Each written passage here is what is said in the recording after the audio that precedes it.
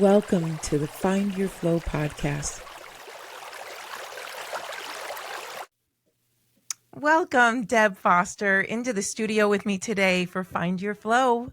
Welcome. Thank you. Thank you. I'm so excited to be here. I just love you so much. We've gotten to know each other over the past month or so and spent some time together. And I've had you on my podcast, which I so appreciate you coming on the Gen X Juggler podcast with me. It was such a rich, sweet, encouraging conversation. And I appreciate you coming on my podcast as well. But I'm so happy to be here. Oh my gosh, I am thrilled to pieces to have you here because, listener, I fell in love with Deb when I was on her podcast, the Gen X Juggler. So I'm a Gen X. I'm a Gen Xer, proud to admit it. And in the show notes, I actually have the very first line for the show notes is "Don't call it a comeback." And to which I thank LL Cool J. Yes. Been here the whole time. This is not a comeback. This is not a like a reinvention. It's a rediscovery. And that's what I absolutely love about you and your podcast and your story of discovery. I can't wait to jump in. I have a feeling that you're going to be so inspiring for everybody who listens to this episode. That's what I want in my heart, for sure. For sure. It would be great. Well, there you go. Then you just set the intention for our time together. I mean, how awesome is that? Yay. Well, Deb, I'm going to kick this off. I'm going to kick it off with my question. And that is, what does Find Your Flow mean to you? That's such an important question and such a deep question. And I've given it a lot of thought. And I know it in my spirit, and putting it into words was the trick, right? Giving it words. Of course, right. So I feel like I found my flow when I learned to trust myself, meaning not looking around to see what others wanted me to do, but really knowing what it was in me to do. Number one, that's the only way you'll find your purpose. And I believe that we all have a purpose, maybe a few purposes to live out, and that we go through things to help others. We've been there to help others who are there now and offer empathy for people in situations. And if you don't trust yourself, if you're constantly looking around to see what other people expect from you or want you to do, that can throw all of that off. And I lived that way for so many years.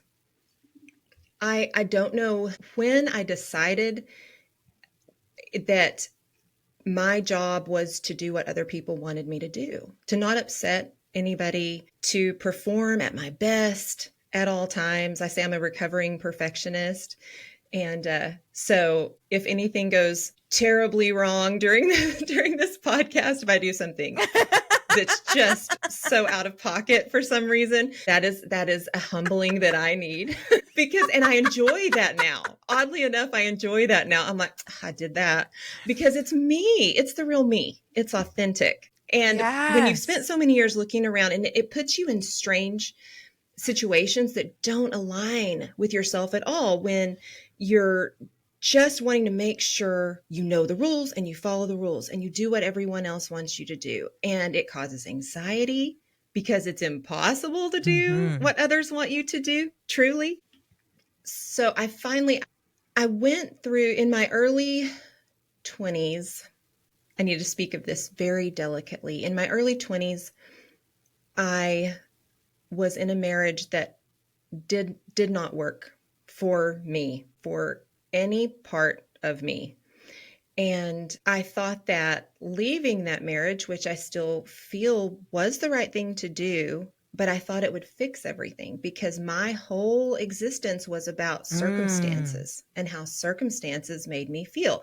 If I wasn't in the right circumstance, I just needed to change that circumstance, which actually doesn't align with the belief I was raised in at all. But I had somehow just gotten that in my head. I couldn't control what was inside of me at all. I couldn't achieve peace. I didn't know how to take care of myself mentally, physically, spiritually, or even that wasn't selfish to do. So I do feel like that was not a sustainable situation, especially where I was at the time. And I describe it as slowly watching myself disappear, like the little bit of me that I might have known was either going to have to resign to being completely robotic and just people pleasing all the way, or I was going to take a chance and try to get to know myself. Now that, unfortunately, that is not when that happened. What I discovered was I moved from one circumstance into another that was really, really hard. Single parenting, working full time for the first time in my life as a school teacher, which is one of the hardest jobs in the world. 90 things come at you Yes, at one it time, is. and you have to sort them all out at the same time. And Well, you're not just a single mother. You're now a single mother to 25 others. It's exhausting. Yes. And I thought I was finishing my degree the summer after my divorce, and I had chosen to go into education because it would allow me to be with my kids. True, to an extent, we were in the same building. My attention was very, very divided. And my nervous system had been through so much. Looking back at that time, I almost feel like my brain was broken because my nervous system was just firing at will. I was fight, flight, or freeze at all times from a pattern I had fallen into. Yes. From a pattern I had fallen into. Yeah. And for years, I had just settled into that as the norm. Just fight, flight, or freeze. Constantly when you don't know yourself very well, that's how you're going to operate because it's all about the circumstance. Right. And that constant, like response instead of anticipating, instead of choosing, you're just in a constant state of responding to your circumstances and to your environment. I love that you're calling it, dictated by your circumstances, settled in your circumstances. It's such a beautiful way to phrase it, because I do think that when you lose yourself, you become a victim to circumstances, and you can't always see that. It's a choice. It's always a choice, but you put it so beautifully that you don't know even when you made the choice to settle into that set of circumstances, into that way of living. And I think vocabulary is very, very important. And I just want to point out that you're using it so beautifully. The word circumstances, I think that that's beautiful, beautiful. And also having a nervous system that is trapped in this cycle of, what is it? Fight, fright, freeze, flight. Fight, flight, or freeze. I have to get out of here. I have to react boldly and confront it, or I just can't do anything. And I froze a lot. I did all of them, but I froze a lot. But being reactive, I was right there with you for a long period of time. I think, well, listen, society is not very easy, or I shouldn't say that. It has not been easy for females to grow up in empowerment, it's outside the norm, air quoting here for listeners who aren't watching, but it's outside the norm to be empowered. And I understand that. I understand that it's, how are you going to have the easiest road of it in your life? How can you be accepted? How can you not be ostracized? How can you not experience the worst of the worst? You're going to go along to get along. I get it, but we're shifting out of that now. And it's women like you who are leading the way, lady friend. I mean, you really are not just clearing the path, but you're paving it too. Thank you. What excuse me, brought you to that? Okay. Something actually did bring me to that. And it was, as you spoke about when you were on my podcast, it felt outside of me. So I walked through that very difficult time, and I beat myself up because I knew I wasn't present. And I had these two beautiful little boys, it's going to make me emotional, that I should have just been right there with them, tending to their hearts. Mine was so broken. How do we do that? And I encourage people out there who've gone through that. We can only beat ourselves up for so much. We do need to realize, make our apologies, make our amends, and then just let it be what it was, because it was. Yeah. But it's so hard. It's hard to do that. But so well, you can't create something new and beautiful. Right. Yeah. Yes, exactly. You can't, if you're stuck in the ugly, you can't get to the beautiful, even if we feel like we're punishing ourselves adequately by leaving ourselves there. And I understand, the need for personal accountability and for moving forward, but you have to move forward well, because we still have a chance to do things well. We're not done. We're just not done. So give yourself that grace. Oh my God, we're just getting started. I know we are. So that time of my life rocked my entire world. It rocked my faith, which I had always felt like I was connected to. I look back now and I see some performative nature in that. There's church language. You know what to say. You know how to look like you're doing okay. Even when you're not, and hesitate to say when you're not, because what does that say about me and my faith? So I know there was some performative nature in that too. And I try to just lay all of that down nowadays.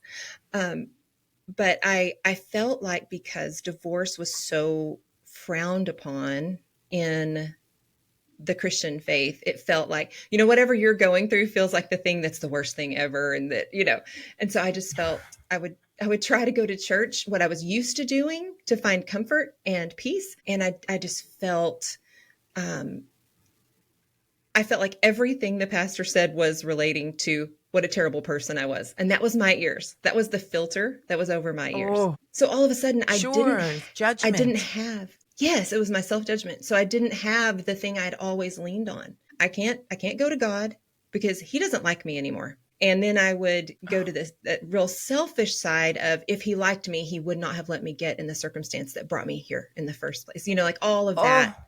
Yeah. So I was really mad at God, and I had precious friends, but we've all gotten to know each other through growing up in church together. So I wouldn't even confess that. I wouldn't say, I'm just really mad at God, because now I know that they would have been like, yeah, I hear you, and God can take it. God has really big shoulders and he can take it. But at the time I thought they would go, oh no, some pearl clutching. And so I just didn't talk about it.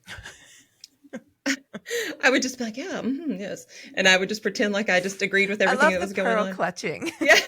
It's very Southern. It's a very Southern thing. We clutch our pearls and bless your heart. Bless your heart. And sometimes we mean it. So if someone blesses your heart, don't immediately get offended. We will say it both genuinely and very disingenuously. So kind of got to read the room with the bless your hearts. But I don't know, a Duke fan once blessed my son, who is a Tar Heel, blessed his heart. And I knew full well what he was saying. That's an obvious circumstance. Yes. You read that perfectly. And bless theirs. We'll just go ahead and bless theirs while we're here. Bless that person's heart too. So I think during this time, I was just in such a state of cognitive dissonance, and I was looking for some stability.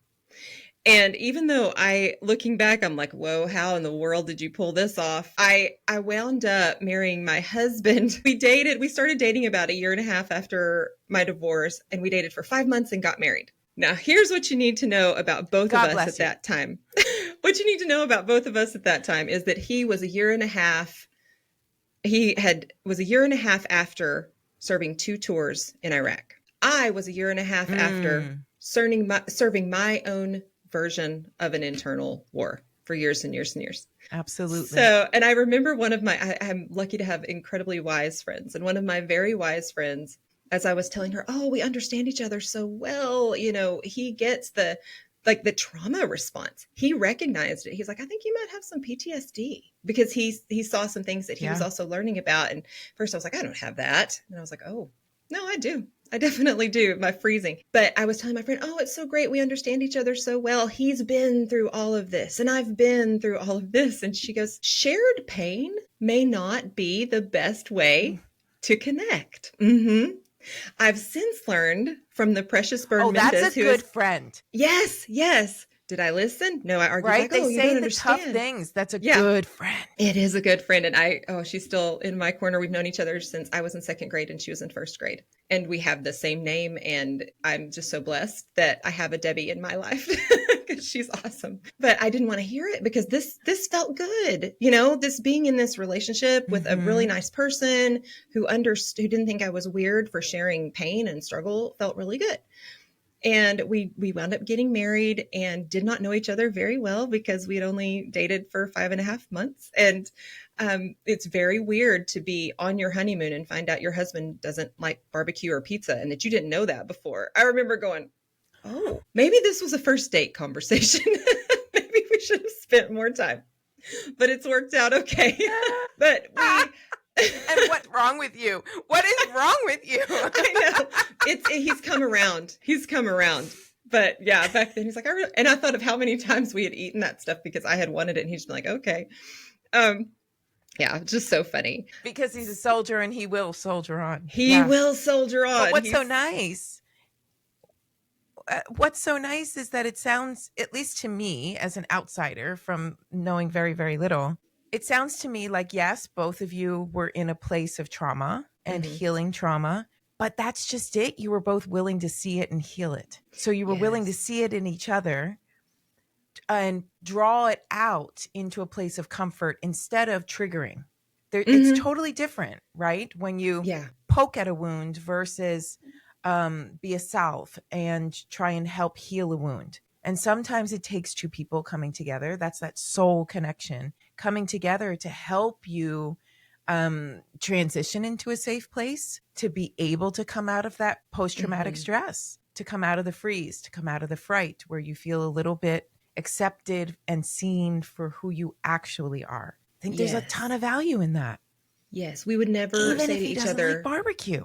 Right, I know. And he's Texan. I think I just It's lost all right. him his It's Texan okay. card. Uh-oh. Oops. Can we edit that out? So we get married and I'm expecting everything's fine now. I'm settled back in. But we never, to what you were saying before, we never have said to each other, what's wrong with you? What's wrong with you? We recognize what it is, whatever's going on. So that has been nice. But when we were married, the first 2 months were rocky because all of a sudden it's permanent. It's not really all that optional anymore. And when it's not all that optional, you start to see the crack. And it wasn't going well. And January 19th of 2009, he got up to go to work. And I remember he works. I need to say he was Highway Patrol at that time, Texas Highway Patrol. Now he's a sergeant, so he's not out on the road as much. But back then he was a road warrior and just got out of the academy right before we met. So it was all kind of new. And he got up and I remember I was kind of still sleeping because it was pretty early when he was leaving, but we talked for a second. I woke up for a second and we talked and said goodbye. And he was like, I'm going to grab my radio. And he never wore the radio that was attached to him, but he was like, I'm going to grab it. I feel like I should today. I was like, okay. And after he left, I was like, you know what?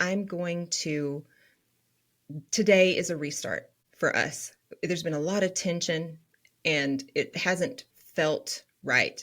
Today, I'm going to clean the entire house. He's going to come home to the freshest house he's ever been in, the nicest dinner. And I'm going to say, let's start again. And because I felt like it was worth doing. And his shift was going to end at 6, around maybe 1:30 that afternoon. I was cleaning house to beat the band, sweaty. My t-shirt, I had a blue t-shirt on that was darker around here because I was just like mopping and sweating. And someone knocks on the door and I'm like, oh, should I get it? I'm looking kind of gross. Should I pretend like I'm not here or should I get it? Oh, I'll just get it. And it was my friend whose husband was a deputy. And she goes, have you heard anything? No. And the look on her face told me there was something to hear. And she said, Chad's been shot. And my entire body reacted because I had my entire body, I felt like a shock go through my nervous system. And, every trauma ever just came rushing back. And I was trying to sort out what she was saying. And she came in and neither one of us knew what to do. And we shared a giggle for a moment because I go, I don't know what to do. And she goes, I don't either. And we kind of went, and then she said, do you want me? I said, I need to take a shower. I said, where is he? What's going on? And she said, I don't know what's going on. I think maybe she was listening to her police scanner is how she heard this. So we didn't have official details at all. And she said, I think maybe he came up on a robbery or something. It wasn't. It was a stop, just a traffic stop where someone came out shooting. Yeah, it was crazy. But I didn't know where he had been shot. So all these things go through your head. My boys were with their dad that weekend. And I was like, I need to take a shower. She said, do you want me to take you? I said, no, I'm going to call my parents. And I don't remember who took me to the hospital, but I think it was my mom, because I know that my dad drove alone because we didn't have any details. And my dad told me he had to pull over on the side of the road and gather himself on the way to the hospital, which was a 15-minute drive because it was just such a thing. And I remember calling his mom on the way and telling her what happened. And she had gone through 8 years of military with him and heard it all. And she was like, it'll be fine. He's going to be fine. She was so collected in that moment. And I needed her to be. I was frozen. I wasn't crying. I was sorting through a million things. My mind was what I call Rolodexing. It was just going and going and going. Mm-hmm. We got to the hospital and he was shot through his calf. So of all the places to be shot, if you have to pick, that's a good one. In the calf. That's right.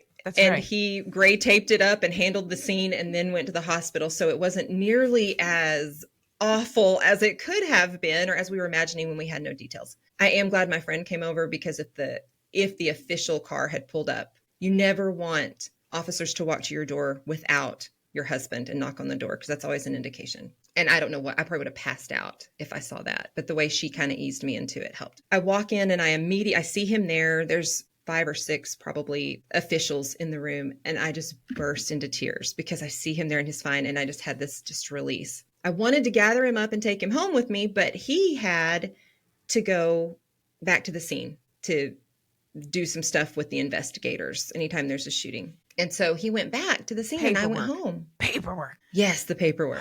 Here I go home with my mom and my dad to my house. And then everybody is coming to the door crying and bringing casseroles. And I've got big, tough officers sitting on my couch crying. And there was a point in the evening, it was dark outside. Chad hadn't come back yet from all the investigative stuff. And I took the trash out and I thought, did I create the fact that he's okay? Because there are a lot of casseroles and crying people in my house. There's tons of cars outside. And I was so my mind was so fractured. I was like, did I create a different reality? Is he not here because he didn't come home? And that's so weird to think. That's such a crazy thought. But once again, just when I totally get that. Because listen, I'm sitting here going, why is it that literally everyone around you is reacting to a different outcome? Mm-hmm. And yet Deb is existing in a half clean house.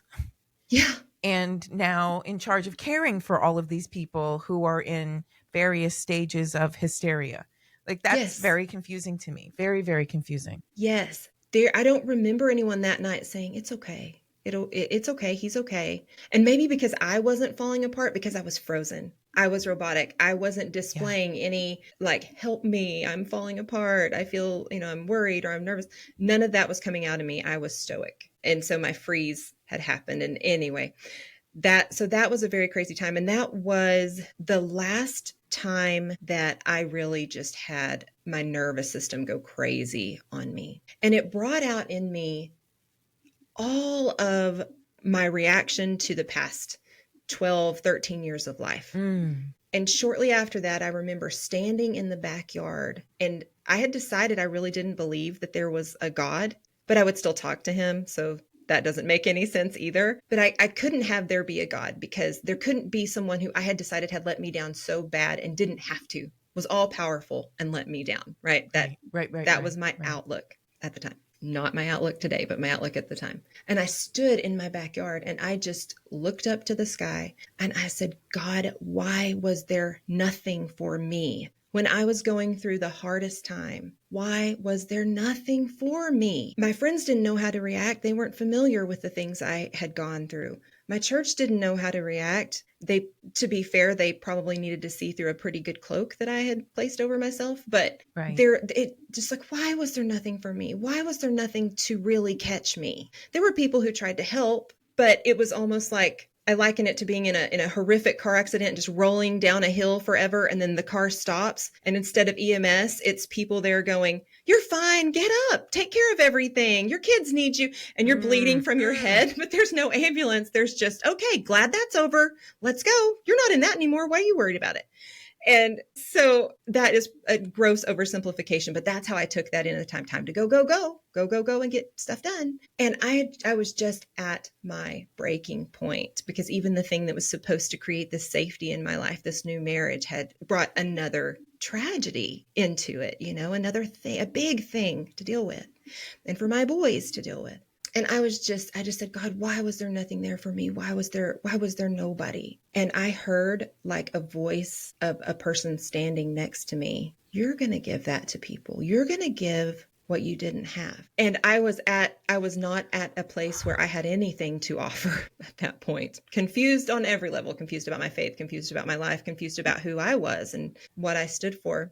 I called my precious friend, who's my advisor. I said, oh, I just had this talk with God, and I think I'm supposed to go out and speak. She goes, no, wait, you'll know. That would have been the craziest ever. She was like, I don't think you have indications that you're ready for that. I think this is something you need to pay attention to and look for. You have the best friends. Yes. And I was kind of like, She said, you need to wait till an opportunity presents itself and that's the time.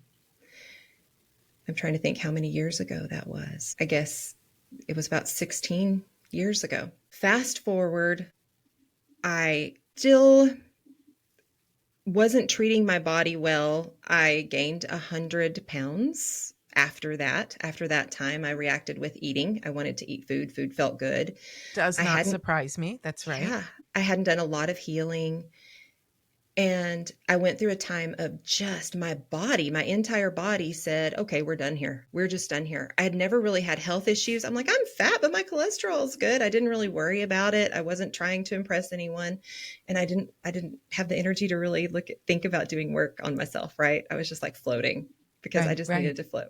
I gained 100 pounds. I'd had a back injury from back in the day when I was 11 years old. I had a horse wreck and it hurt my back. And I'd been in physical therapy off and on for all these years. All of a sudden, my disc ruptures in my back. I have to spend, there's so much cool stuff in this though. I had to spend that year teaching. This happens in August. And I have to spend the whole year teaching because I don't have disability insurance and we can't make it without my paycheck. And so I'm barely able to walk. I'm hobbling around on a cane. This would have been 2016, 2017 school year.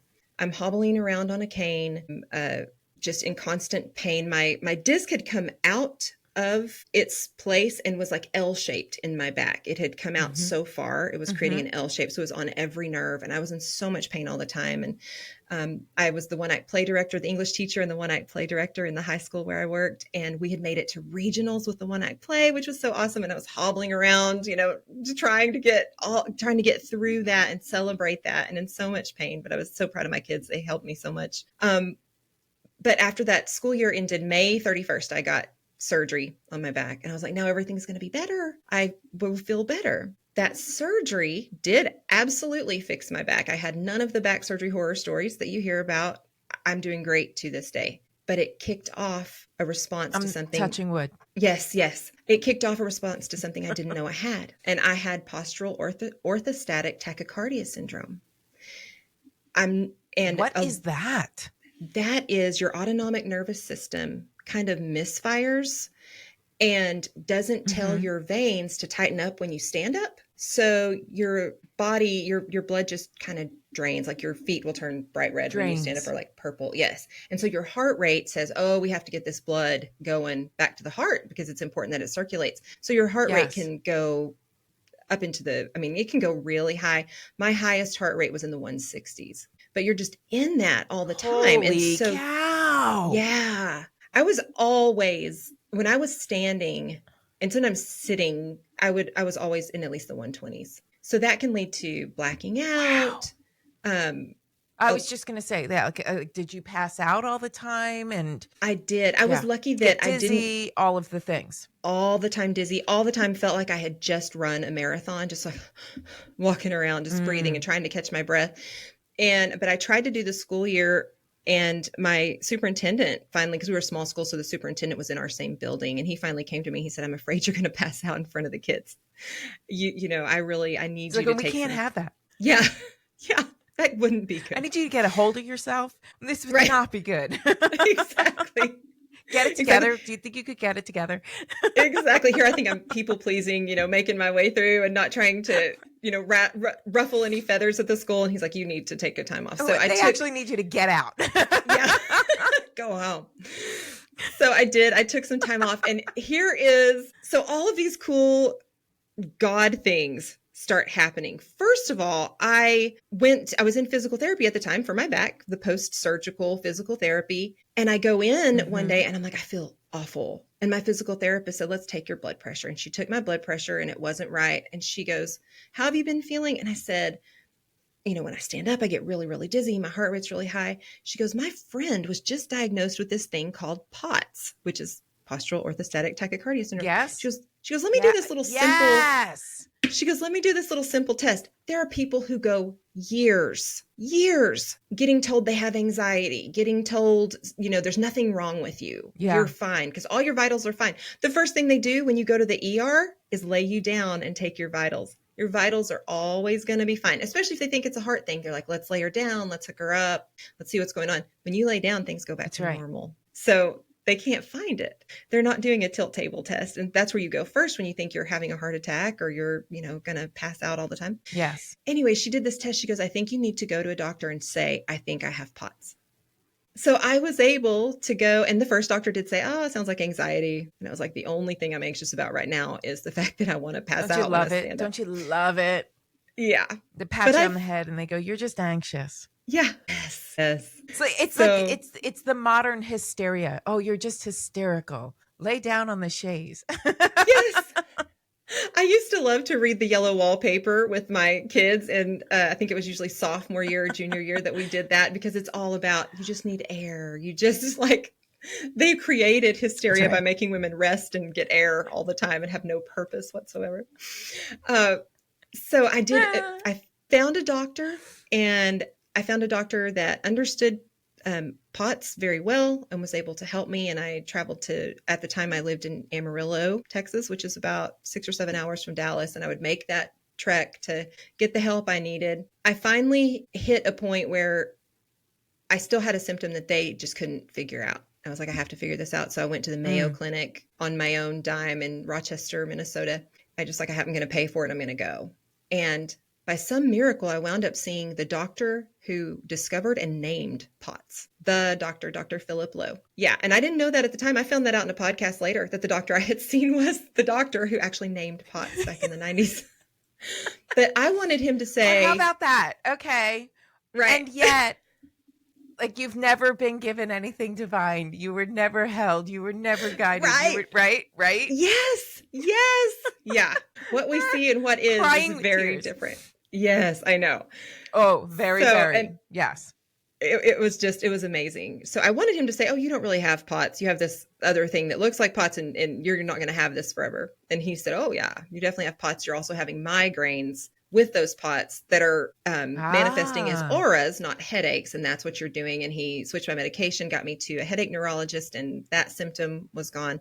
So all of a sudden I'm not in the throes of POTS anymore. I'm still having flare-ups, but I'm starting to think about me and my health and being 100 pounds overweight and looking at, I know that surgery can kick off POTS, so I'm nervous about surgery, but I also know I've tried every trick in the book. I've done keto, I've done calorie deficits, I've done all the things. And I think the main reason it didn't work to take weight off for me, number one, I was very insulin resistant because I had been heavy for so long and my cortisol was high because my nervous system had been firing at very high levels for so long. But also there was such a distance between where I was and the goal that sustaining only willpower based dieting for that long, I would hit a point like 30 pounds in and I would be like, oh, I'm exhausted, or reward me. I'll have one reward meal. And then it would just all fall off the rails. So I decided weight loss surgery was what I was going to do. I was going to do gastric sleeve surgery. And I started investigating that and looking into it. And this was really the first time in my life that I thought about what I wanted and needed more than what other people wanted and needed me to do, because I started having a lot of opinions on, oh, that could be dangerous. When I would talk to doctors, they would say, great idea. The doctor that was treating my knee for all of the problems that I had created from being overweight, the doctor that had treated my back, the doctor my cardiologist that I was seeing, they were like, great idea. And then people would go, are you sure? And there was a time when I would have thought, honestly, I can't do if my friends and family are saying, are you sure? Don't do it. And then I do it and it goes wrong. I don't have a leg to stand on because I did what they told me not to do. Right. And that had been a really loud voice in my head. And I was so ready to be on track with my health and get it all together that I said, I'm going to do it anyway. I'm just going to do it. It'll be fine. Trust me, it'll be fine. And so I called to check. This was in 2021, so we fast forwarded. I called the Mayo Clinic just to make sure that I wasn't shooting myself in the foot when it came to POTS flare-ups, that I wasn't just undoing all the stuff I had done to get even as better as I was at that point. And I just called like the general number and I said, could I saw Dr. Lowe in 2019. Could I see him? Could I speak to someone on his team to get some advice, to get a question answered? And here is my question, so they're prepared when they call back. I expected a call in 2 or 3 days from a member of the team. I got a call in 3 hours from Dr. Lowe himself, which increased my trust in the advice. And he said, absolutely. He said, do it because it'll free you up to exercise. The more weight you get off, exercise is big in getting over POTS, putting POTS in remission. And he said, it will cause a flare up. It absolutely will while you're healing. But when you feel like laying down, don't. When your body says, we have to lay down, don't. Drink water. Go for a stroll around the house. Just fight against it. Stay upright and fight against it. And that flare will pass and you'll be better. So the fact that I talked to him helped me to know what to do. I could have gone all the way back into the throes of the worst POTS I had had by just laying down because I felt bad. But because I talked to him and I trusted him completely, I would do that. I would walk around feeling awful. My heart rate, I would get up in the morning and my heart rate would be 140. And it had been a while since that had happened. But I just would push through. Which and is drink scary, water. I'm sure. It was scary. I'm sure that would, total panic attack, I had become familiar with that feeling, but I had also now gotten used to not having it as often as I did when I was first diagnosed. Yeah. So I was like, please don't let this be going back. Blessing upon blessing, my weight came off very slowly to where people were going, sometimes it doesn't work for everybody. But the fact that it came off slowly, I think I've had an easier time keeping it off. And you want weight like that to come off slowly. Yes. It was disappointing at first, but legitimately, you really do. Yeah, that's the only way it stays off is if it comes off slowly. Yeah. Yes, that's so true. And in that meantime, I had come across an article because I'd just been going to the doctor to manage my POTS. I would take a beta blocker to lower my heart rate, but that also kind of opens your blood vessels. So then I would have to take a vasoconstrictor to constrict my blood vessels, but not so much that it made my heart rate go up. Like it was just this delicate little dance that I was always in the middle of. And I would a cocktail. You were on a cocktail. I was, and my day was all about making sure I took the right meds to stay balanced in my body. And I happened to read an article written by by one of the neurologists at UT Southwestern that talked about putting POTS in remission with exercise during this time when I'm healing from my surgery. And I had never heard that. I thought you had to manage it your whole life. I was always told it's not life ending, but it's life altering, and that you have to accept that. And I thought, really? I can start exercise kind of reclined and then gradually do upright exercise. By the end of 2022, I was walking 4 miles a day easily with no POTS symptoms, no medication. My only medication today is for acid reflux because I had the surgery. I hope you went out to your backyard at some point and said, okay, I get it. Thank you. I apologize for freaking out. I've had that moment where I was like, okay, I see what you're doing. I see what you were doing. I see that you were there the whole time. And so much of the trouble that I saw in my life was caused by me not knowing myself and not trusting myself. And I heard in that same time in 2021, when I was learning how to possibly get off of my POTS medication and live a more normal life, and I was losing weight, I was spending a lot of time watching YouTube because I didn't have much else to do and I was healing from my surgery. And I saw Dr. Jordan Peterson say, you can tell what someone believes by what they do. And I searched my mind to go, okay, then what do I believe? What do I believe? Where do my words match my actions? And the one that I could come up with was, I believe that we're safer at night with the doors locked because every single night I go around and I lock the door. I make sure all the doors are locked. That's the one action that I take every single day that demonstrates an actual belief. So what do I do with that? Do I believe I can get healthy? Do I believe I can get healthy? Then my actions need to say, I'm going to do the work. Do I believe that I can have a relationship with God where I really understand his character? Will I do the work to seek that out? Is that evident in my life? So all of the things that I would say, this is what I believe, these are my values. Okay, I need to either walk those out or say, nope, they really weren't. So I began putting action into, and I didn't even really understand the word holistic at the time, but taking care of my physical body, eating whole foods, moving, drinking enough water, so important, drink enough water. My spiritual, I began seeking answers, not just accepting everything I had been told by wonderful people who taught me growing up with great intentions. Yes. Yes. Really seeking out, not just regurgitating what I had been told, but seeking out in my faith. I'm a Christian, and I know not everybody is, but in my faith, seeking out where I connected with that, if at all. And I came to the fact that I do. And it brings me joy and peace, being connected with it for real, not just in a performative way. Oh, not out of, and not out of habit. And not out of habit. Yes, not out of habit. That's why I don't always, I have a friend who doesn't really know what he believes, and he'll say, I know you're religious. Well, no, because I can be religious about anything. I'm super religious about brushing my teeth every morning. I do that. I'm very religious about that. I want relationship, not habit. I want relationship, not habit. I want a connection, not a habit. Ooh. A connection that goes with me even when I'm in the valley or on the mountaintop, that's there. Mm-hmm. A peace that passes understanding, as we say. Exodus 14:14, Moses addresses the Israelites as they've just left the slavery of Pharaoh, and the Egyptian army is pursuing them and they know it. And he says, the Lord will fight your battle. You need only be calm. And I love that scripture. I think that's great advice to all of us. There is a translation that says, it also says, be still. One translation says, be still. There's another one that says, the Lord will fight your battle. You need only be silent. And I'm known for talking a lot. And so I put that on Facebook last year and I was like, looks like I'm on my own, but I was just kidding. The Lord will fight your battle. You need only be silent. Whoops. Can't do that. No, but just to be still, you know, well, that's a beautiful thing.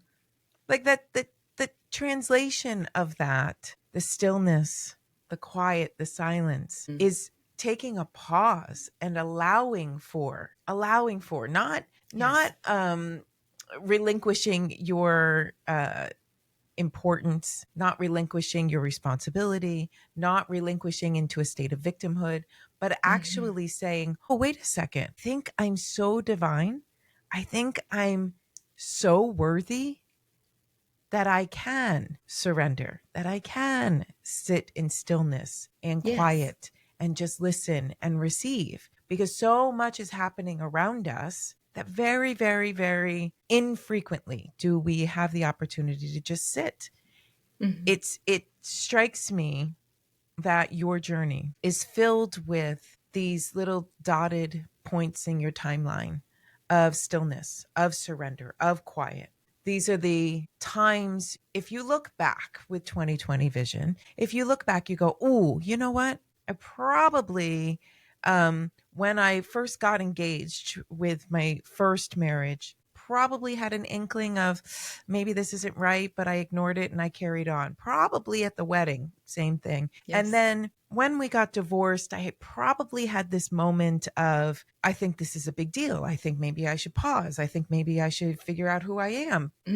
But, and there's always a but, right? There's always that but I'm a mother, but I have a job, but I have to keep going. And, but the world needs to keep spinning. And if I don't continue, the world will suddenly stop spinning. But you were gifted. And this is where I think people are maybe a little confused or a little jaded or some pushback. But all of these opportunities, and I call them opportunities. I also call them a frying pan to the face, but they are opportunities, even though they're tough. There are these opportunities to choose yourself. Listen, whether you believe in God, universe, light, love, whatever you want to call it, there is one universal truth, and that is you and I are all a part of it, period. That makes you pretty spectacular. That makes you divine. If you are a Christian and you are raised to believe that you were created in the image and the likeness of God, guess what? Makes you divine. If you are spiritual and you believe that you are just a drop among an ocean of divinity, guess what? That makes you divine. So whatever your calling is, whatever your belief is, whatever your faith tells you, and I am deliberately not using the word religion, deliberately, because I agree with you. It is not religion. Right. It is not something that replaces you, which is what I think religion, it definitely had its place in time, in history, to teach us right from wrong and to explain things. But I also think that we're at a place in time right now to go, oh, maybe I'm important. And maybe my becoming is just a reintroduction to just how divine I am. So you're screaming out into the sky and screaming out to God, where are you? Why weren't you here for me? I'm telling you right here, right now, the only answer was, I've been here because I am you, and I've been here all along. I fully believe that he was there all along, holding me up when I could not see him. And I think my shift in perspective, I know I've taken a long time to answer this question, which goes back to the talkative thing.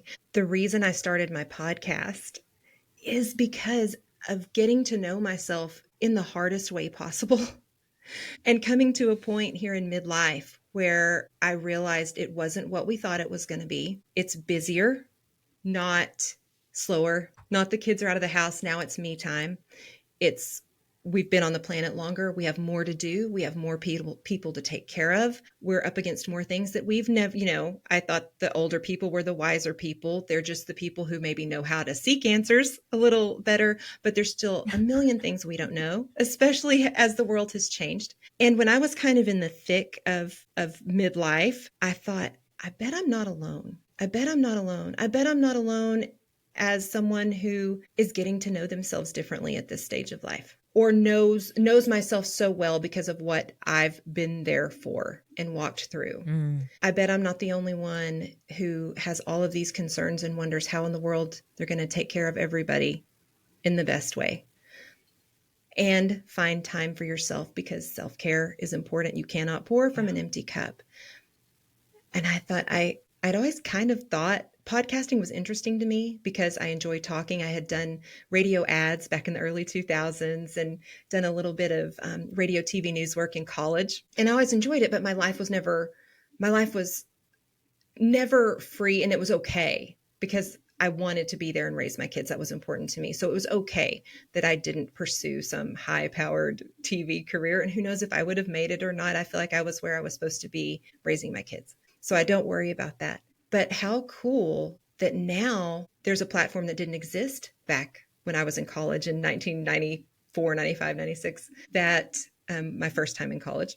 I never could have imagined that I could just go, oh, I feel like there are people out there who might need support, who might need to hear from people who've studied stuff we haven't studied and can speak to where we're at now. And to whom I can say, yeah, we've been here long enough to make mistakes. We've been here long enough to have regrets, but let's not live there. Let's encourage each other and move forward and see what is there for us tomorrow. And just like I'm doing, if there was a dream you had that maybe life just didn't open up for you at that moment for that dream to come to fruition, traditionally, can I do something close to that dream now? Even if I can't, maybe I can be in that world somehow and enjoy that and see if it was really for me or not. We don't need to just sit down and go, oh, I'm in my 50s. Life is set in stone and I'm just going to be. Because I think our scripture says without vision, people perish. And you have to keep looking forward to the next thing and know that you have a purpose. I think so many of us have been robotically doing what we're supposed to do to take care of everybody else for so long we don't pause. We need to look at the who of who we are and the why of what we do. And I absolutely love my beautiful listeners, my audience that has come on board and stayed with me. And I can't wait to be on YouTube. By the time this comes out, I will already be there. But right now I'm looking forward to next week. I premiere the new YouTube version of the podcast, and just getting to engage with my listeners even more, and for them to see me and me to hear from them. I think it'll be a great time of engagement and just encouraging each other. We just need to be there for each other. And Gen X is good at that. We understand that shared experience. We grew up being told, rub some dirt on it, you'll be fine. Take care of your business. I'm tired. Let's hear about your drama tomorrow or whatever. And now we've come to a place where we understand our feelings matter.